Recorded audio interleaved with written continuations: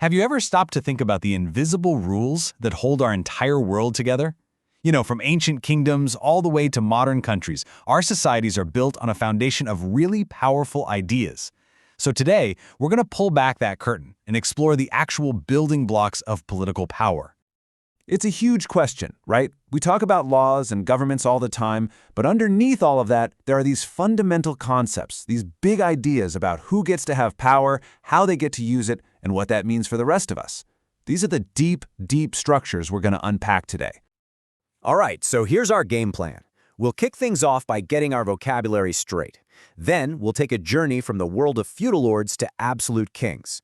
We're going to see how a massive revolution of ideas changed literally everything, leading to new concepts like the individual and the state. From there, we'll check out how that state gets organized, and finally, we'll uncover this kind of hidden, unseen force that shapes it all.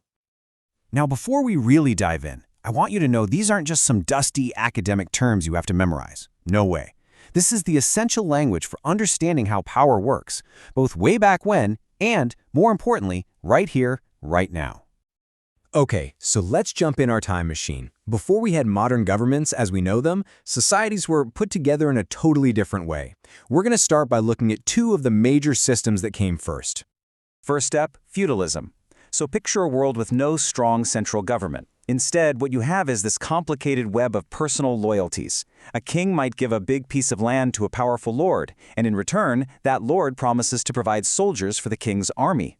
And then that lord has knights and peasants who work his land, and they owe him their loyalty. Power is all spread out, it's decentralized, and it's all based on this really rigid system of who owes what to whom. But that messy, spread-out system started to change. People got pretty tired of all the constant fighting between the local lords, and power started to get, well, concentrated. And that brings us to absolutism. In this system, power isn't spread out in a web at all. Nope, it is all focused at the very top, in the hands of one single person, a king or a queen, or maybe a tiny little group.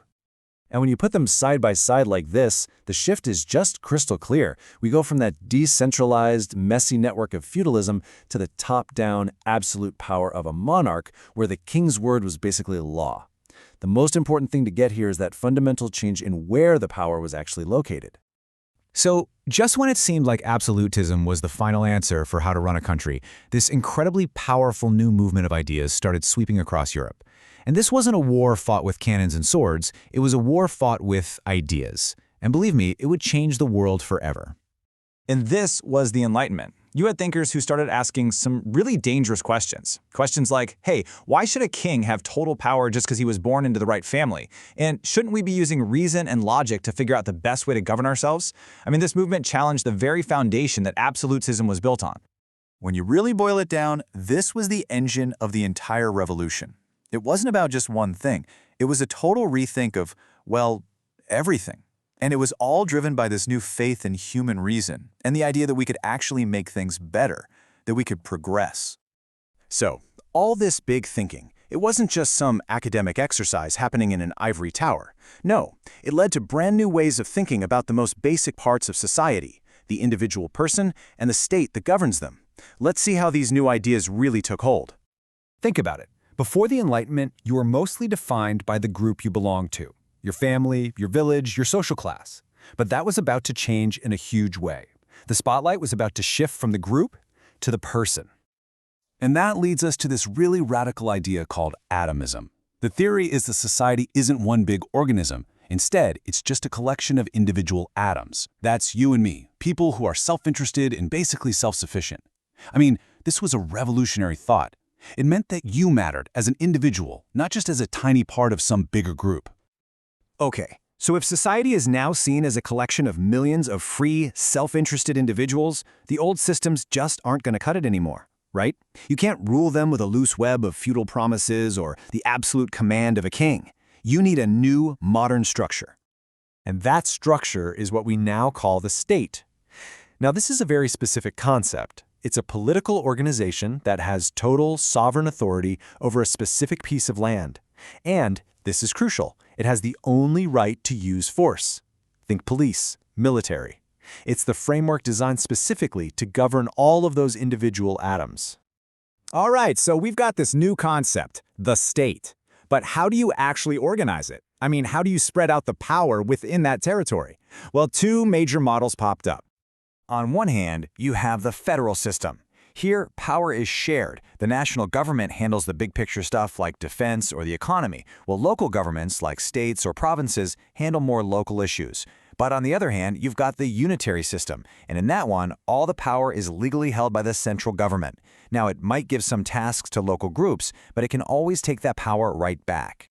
And this isn't just theory, right? You can see these models in action all over the world today.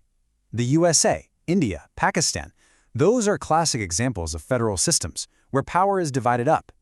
The UK, though, is a perfect example of a unitary system where Parliament in London holds the ultimate authority. So, we've looked at the formal structures of government. But what if I told you there's another kind of power that operates beyond all of that?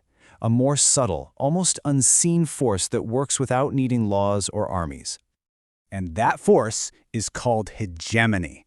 Okay, it's a big word, I know. But the idea behind it is actually pretty straightforward. It's just the domination of one element of a system over all the others. And this element could be a country, it could be a social class, it could even be just an idea that becomes so dominant that it feels like common sense. You know, like it's the only natural way to think. Let's make that more concrete. Take the idea of capitalism. In many parts of the world, it's so dominant that other economic ideas can seem kind of weird or totally unrealistic. That's economic hegemony at work. But it goes way beyond that. You can have cultural hegemony, where one country's movies and music just become the global standard. It's a type of power that works through widespread acceptance, often without us even questioning it. And that kind of brings us to our final thought. From the personal promises of feudalism to the invisible power of dominant ideas, the rules that run our world are always changing, always evolving. I think the real takeaway here is to start looking for these forces yourself, in your own society, in your own life. What are the ideas or systems that feel so normal they're almost invisible? What's the unseen hegemony shaping your world?